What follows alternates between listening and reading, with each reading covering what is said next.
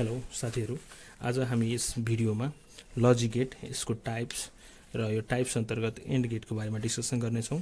First logic गेटबाट सुरु गरौं। लजिक गेट एउटा डिजिटल सर्किट हो। यसमा एक वा एक भन्दा बढी इनपुट सिग्नल हुन्छ भने एउटा मात्र आउटपुट सिग्नल हुन्छ। यो लजिक गेटलाई डिफरेन्ट वेबाट यसको लजिकल फंक्सनको बेसिसमा रिप्रेजेन्ट गर्न सकिन्छ। जस्तै symbol to represent the gate, गेटलाई सिम्बलबाट रिप्रेजेन्ट गर्न सकिन्छ। त्यस्तै गरेर बुलियन अल्जेब्रा अर एक्सप्रेसनबाट, त्यस्तै गरेर ट्रुथ टेबलबाट रिप्रेजेन्ट गर्न सकिन्छ।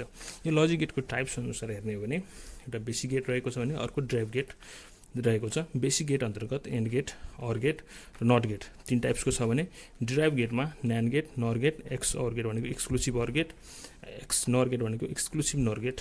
यसरी यो सबै गेट गरेर टोटल 7 टाइप्सको लजिकल गेट रहेको छ। अब हामीले बेसिक गेट अन्तर्गत एन्ड गेटको बारेमा डिस्कसन गर्ने छौं। एन्ड गेटको सिम्बल चाहिँ यो हो।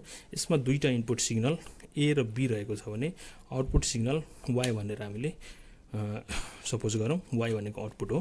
अब यसको बुलियन एक्सप्रेसन हेर्ने हो भने y = a dot b, a dot b यसको बुलियन एक्सप्रेसन छ। यसैको बेसिसमा हामीले ट्रुथ टेबल बनाएको छौं। यो भनेको ab भनेको इनपुट भयो, y = a डट b भनेको आउटपुट भयो। यो इनपुट कम्बिनेसन कसरी हुन्छ भन्दाखेरि र आउटपुट कसरी आउँछ भन्ने कुरा हामीले यहाँबाट हेर्न सक्छौं। The output of and gate is low if any or all input are low. कुनै एउटा वा सबै इनपुट लो भएन आउटपुट लो हुन्छ आउटपुट अफ एन्ड गेटमा। भने अल इनपुट आर हाई भयो भने आउटपुट चाहिँ हाई हुन्छ। अब यहाँ हेरौँ, जस्तै यहाँनिर दुईटै इनपुट लो छ, 0 0 छ भने आउटपुट 0 लो कन्डिसनमा छ भने यहाँ एउटा इनपुट लो छ, त्यही भएर आउटपुट के छ लो कन्डिसनमा छ भने यस केसमा के छ एउटा इनपुट लो छ त्यही भएर आउटपुट लो छ भने यसमा दुईटै इनपुट हाई छ त्यही भएर आउटपुट हाई छ। अब यो ट्रुथ टेबल हामीले बेसिक लजिक गेट ट्रेनर किटमा प्र्याक्टिकली एक्सपेरिमेन्ट गरेर हेर्छौँ। यो ट्रुथ टेबलको बेसिसमा हाम्रो आउटपुट आउँछ कि आउँदैन भनेर।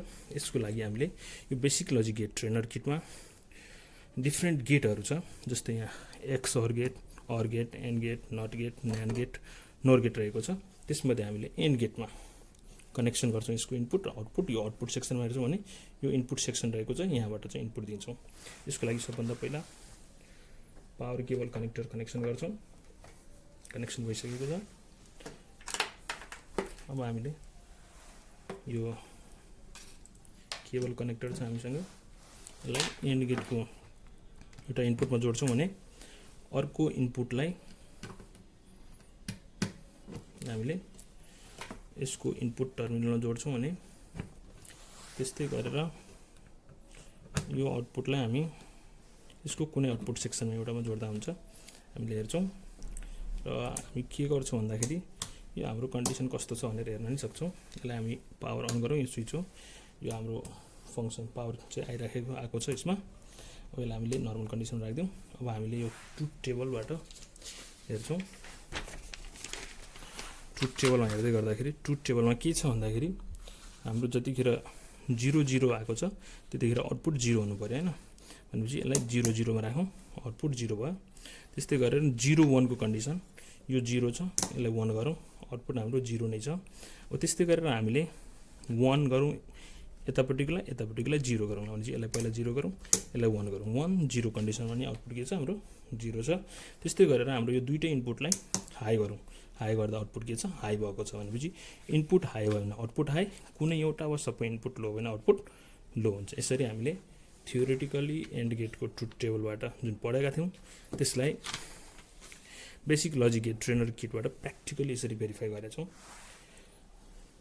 अब हामीले तपाईहरुले यसै लजिक गेट सिरिज अन्तर्गत अरु गेटहरूको बारेमा नि अर्को भिडियोमा यो प्र्याक्टिकल एक्सपेरिमेन्ट सहित भिडियोहरू बनाउने छौँ। तपाईहरुलाई यो भिडियो मन पर्यो भने कमेन्ट, लाइक, शेयर र हाम्रो च्यानललाई सब्स्क्राइब गरिदिनु होला। Thank you.